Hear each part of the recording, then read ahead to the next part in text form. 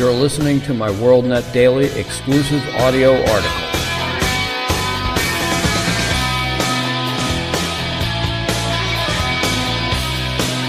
Today's WorldNet Daily exclusive is entitled, "Is Despotism in Our Future?" A growing number of Americans, it seems, are surprised at how fast we are descending from a free and liberty-loving society to one which gives every appearance of emulating any one of many failed socialist/communist states. But still, most cling to the idea that this could never happen here, right? Of course not, although, for example, not too long ago, Venezuela was one of the most prosperous nations on earth. But hey, as the saying goes, they just haven't done it right. Socialism, communism, that is. Seems no one has. For years, we conservatives complained about Obama, that he was a lawless president, he was despotic, that we've never seen anyone like him. How did he ever get elected? But then came 2020 with its plethora of Democrat candidates, and we asked how any of this crop of leftist radicals could ever become president. Yet here we are. So just how did we end up here? How could this happen in America? Well, if one is a student of history, one would know that it began with a 232-year-old prediction. It was Monday, September 17, 1787, the last day of the Constitutional Convention, and Ben Franklin had prepared his final remarks. Too weak to actually give the speech himself, he had fellow Pennsylvanian James Wilson deliver it for him.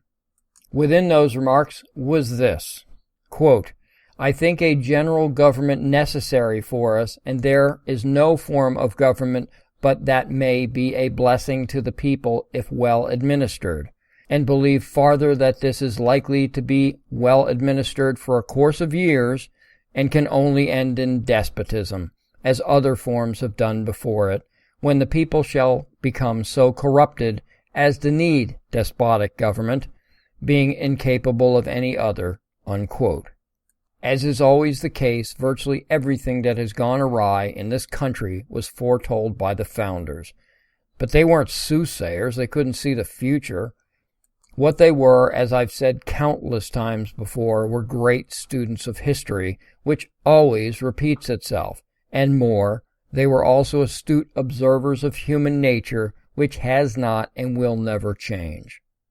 But to simply blame Biden, Harris, Obama, the mainstream media, or the rest of the leftist radicals is a cop-out. These presidential candidates are just the latest in a long line of anti-constitutionalists from approaching 2 centuries ago.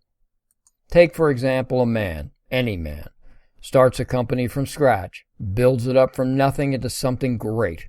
He is rightly proud of his accomplishment and of all the hard work and his vision for its success. He has a son who comes to work for him, and his dream is to pass the company on to the son.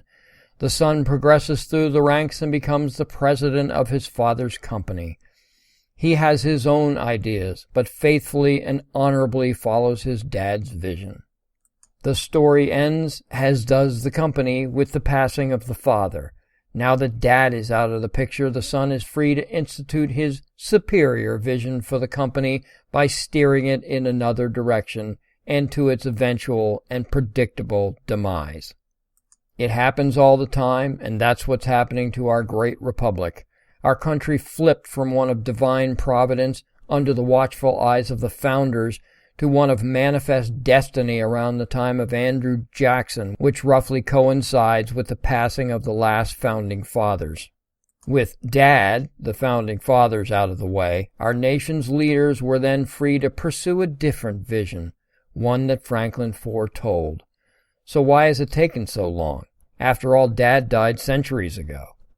Well, each generation must be born into a nation that is just a little less anchored to our founding principles. Neither Woodrow Wilson nor Franklin Roosevelt was completely successful because there were still enough citizens that grew up without all the safety nets, onerous laws, and regulations. The citizenry of that era could still recall a time of American rugged individualism. Over the years, from generation to generation, this rugged individualism has been bred out of many Americans. We know nothing of a time without giveaways, welfare, food stamps, Social Security, unemployment insurance, and massive government rules and regulations. That's how we ended up with Obama and now Biden-Harris. These leftist Democrats are merely the culmination of almost 2 centuries of the son thinking he has a better idea than the father. To them, it's not radical ideology or despotism. It's merely the son's versus the father's vision. But lopsidedly, more often than not, it turns out the son was wrong, that there was no better wheel than the father envisioned, and no better form of governance than the Declaration, the Constitution, and the Founders' vision. Thank you for listening.